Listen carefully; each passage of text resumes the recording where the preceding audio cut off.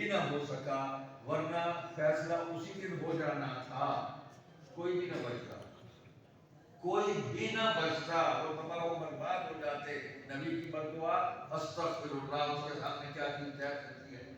تو جیسے فرما رہے تھے حضور صلی اللہ علیہ وسلم اپنے گھر والوں کو ساتھ لے کے آ گئے، اپنی اولاد کو، سیدنا حسن ہے، سیدنا حسین ہے، جی سیدنا علی ہے، فاطمہ بھی آ گئے، تو ان کو ساتھ لے کے آ گئے۔ اہل بیت ہے نا، یہ گھر والے ہی ہیں، بیت میں رہنے والے ہیں، ہم پر تھوڑی سی وسعت پیدا کر لیں، گھر میں اور لوگ بھی رہتے تھے، صرف یہ بھی رہتے تھے۔ دشمن کی بولی مت بولے، اپنے گھر آ جائیں، اپنے گھر کی بولی بولے، قرآن کی بولی بولے، حدیث کی بولی بولے، صحابہ کی زبان بولے۔ دشمن کی زبان اپنے منہ میں رکھ کر وہ بچھو کی طرح، سانپ کی طرح اس زبان کو مت چلاؤ، اپنے اوقات میں رہو، اپنے گھر میں رہو، اپنی بولی بولو۔ جب دشمن کی بولی بولو گے تو ڈگمگ ہو جاؤ گے۔ تو یہ تو ہے ہی، یہ تو ہے ہی، حسن ہے، حسین ہے، علی ہے، فاطمہ ہے، یہ تو ہے ہی، لیکن سارا دین جو ہے وہ حضور نے گھر میں نہیں سنبھال کے رکھا ہوا۔ حضور نے تو یہ دین پوری امت کے سپورٹ کیا ہے، صحابہ کے سپورٹ کیا ہے، ابو بکر کے، عمر کے، عثمان کے، علی کے، حسن کے، حسین کے، معاویہ کے، مغیرہ کے، ویس بن حرب کے، بلال کے، طلحہ کے، زبیر کے، سعد کے، سعید کے۔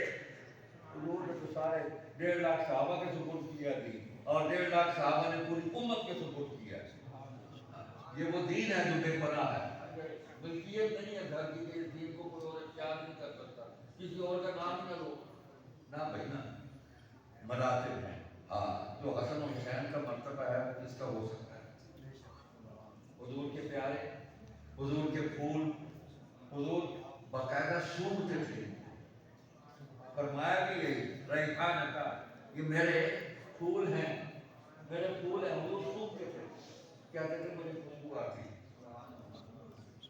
خوشبو آتی ہے۔ حضور نے تو حضرت جعفر کے بیٹوں کو بھی سنا، شہید ہو گئے تھے، ان کے گھر تشریف لے گئے اور ان کے اہلیہ سے فرمایا، یعنی شہادت کی خبر بھی دینے کا سلیقہ نبی نے عطا فرمایا، یہ نہیں جاتے کہ آپ جعفر شہید ہو گئے، صدمہ ایک دم نہیں، فرمایا جعفر کے بچے کہاں، بلاؤ ذرا، آ گئے، تو وہ بھی شانی حضرت اسماء تھی، یا رسول اللہ جعفر کو خیریت ہے، میں خیریت ہے، تو سونگتے رہے، چومتے رہے، مجھے جعفر کی خوشبو آتی ہے، فرمایا وہ شہید ہو گئے۔ ظاہر بات ہے خبر تو دینی تھی، تو یہ حضور کے پھول تھے، حضور کے اپنے بیٹے نہ رہے، اللہ کی تقدیر بھی ایسا تھا، بچپن میں سارے فوت ہو گئے، تو حضور کی جو بیٹوں کی محبت تھی وہ ساری کی ساری حسن و حسین کے اندر مرتکز ہو گئی۔ حضور کی 3 بیٹیاں فوت ہو گئی، حضور کی ساری محبت سیدہ فاطمہ رضی اللہ تعالیٰ عنہا کے وجود میں مرتکز ہو گئی، ساری محبت کا مرکز کوئی بن گیا۔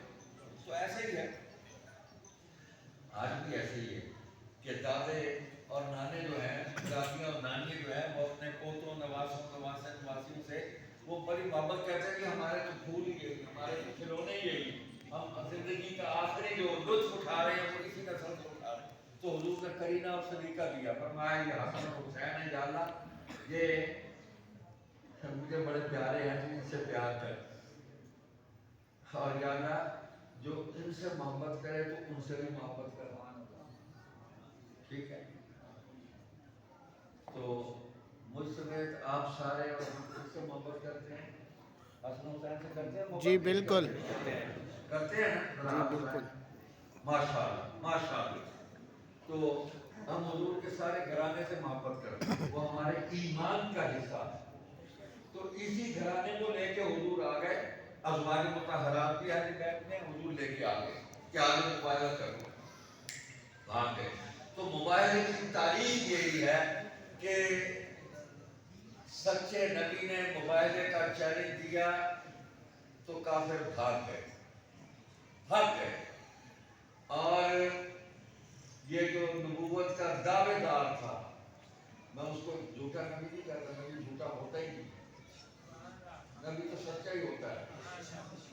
یہ نبوت کا دعوے دار تھا، دعویٰ کیا اس نے، کذاب تھا، جیسے مسیلمۃ الکذاب نے دعویٰ کیا، اس نے جب مباہلے کا دعویٰ کیا کہ میں نے خود بھاگ گیا. آپ اندازہ کریں، یعنی نبی تو دعویٰ کرتا ہے، دشمن بھاگ جاتا ہے. یہاں کام ہی الٹ ہوا کہ یہ خبیث تھا، یہ کذاب تھا، خود دعویٰ کیا، خود بھاگ گیا.